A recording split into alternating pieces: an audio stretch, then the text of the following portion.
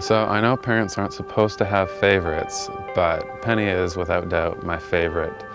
She's just so adorable. She's sensitive and sweet. She's incredible. Like, she knows her own name. She comes when I call her name specifically. Come here, Penny. Penny, come here. I don't speak chicken perfectly, but you can tell when she wants something from you. She makes just the short notes. It's kind of like she's just saying the word what. So it's kind of like, what? You ready for bed, Penny? Come on.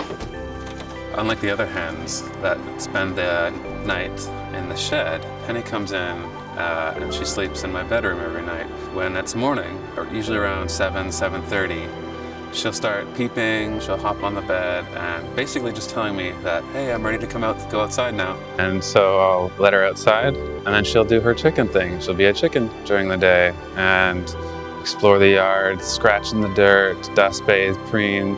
She's running in the yard and 90% of her feathers have come back. I mean, she looks incredible versus the way she looked when she first came.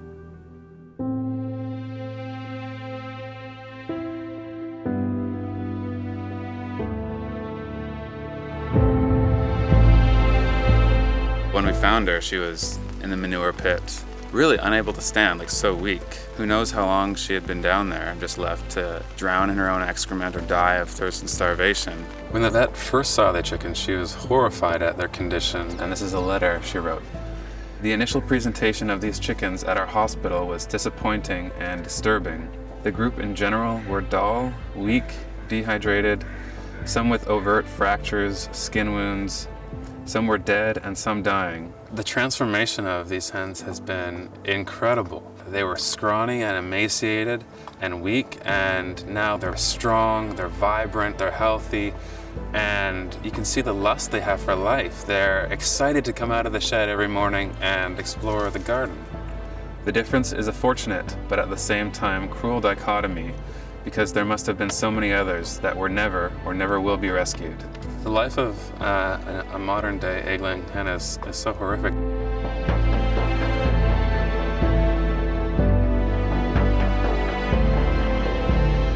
Imagine getting trapped in an elevator with an elevator full of strangers, and imagine if you got trapped in that elevator for a year and a half. No family, no natural lighting, no windows. You don't get to choose who you spend your time with. If you don't get along with them, too bad. If they pick a fight with you, too bad. You can't bathe, you can't get clean, you can't go outside, you can't do anything at all. And at the end of this year and a half, imagine if you were grabbed upside down by your leg by a captor who didn't see you and didn't register your pain and suffering, and ultimately you were killed and eaten. That is the life of an egg-laying hen in Canada.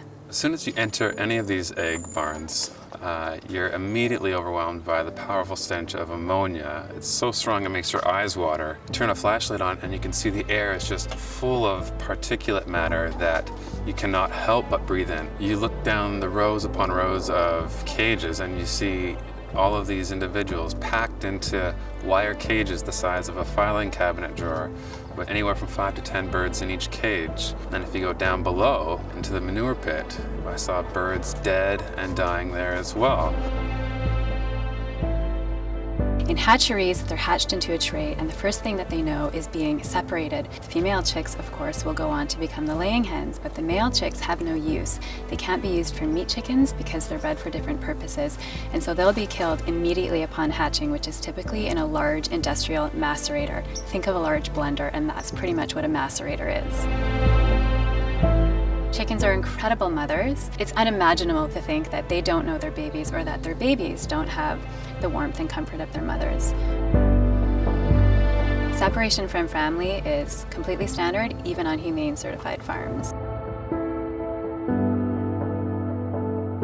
The reason that chickens lose their feathers is because every time they're frightened, they're just constantly rubbing and flapping against these wire cages they're confined in. And they cut off their beaks because when they're confined so densely, they'll self-mutilate and mutilate each other. Chicks will be debeaked, which means that they have the tip of their beak seared off by a hot blade. This is done without painkillers. It causes acute and chronic pain. For the rest of their lives, they will feel the effects of this debeaking. In nature, chickens would normally lay a dozen or 2 dozen eggs per year, which is just like every other bird. Everyone knows that birds nest and lay eggs in the springtime. That's what chickens would normally do, except that we have genetically selected them to lay hundreds of eggs per year. As anyone can imagine, this would be incredibly taxing on their bodies. In the cages, chickens will often suffer from unanticipated but common health problems such as prolapses, or they will become egg-bound. A prolapse is basically the hen's body sort of turning itself inside out, and this is caused by laying so many eggs. Their bodies just become so weak they can't take it anymore. Another thing that can happen is the hens can become egg-bound. So they'll have a problem releasing one of the eggs, and this will create a backlog in their oviducts. The eggs just build up until they eventually die from this condition.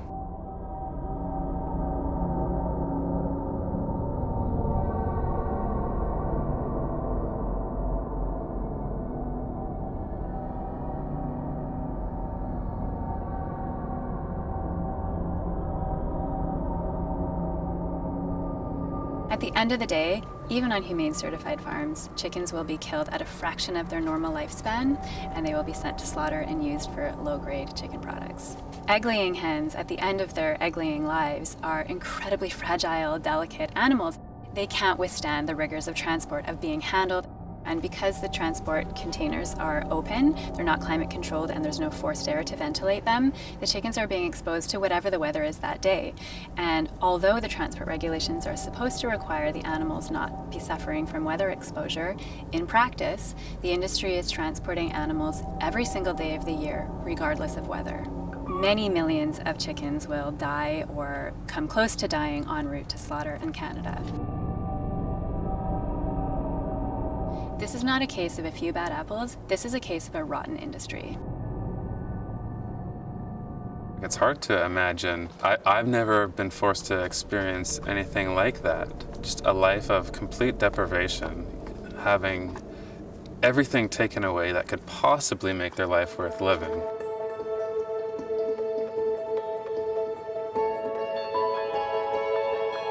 I think chickens are incredibly happy here because they're finally able to express all of these natural desires. They spent the majority of their lives up until this point in a battery cage, and they had never seen a chicken express natural behaviors like scratching, dust bathing, exploring, or roosting. But without ever having seen a chicken do these behaviors in their entire lives, you set them on grass and put them in sunshine for the very first time, and immediately they start exhibiting these natural behaviors. I'm in a position of privilege. How could I not advocate and work on behalf of these innocent beings that are suffering?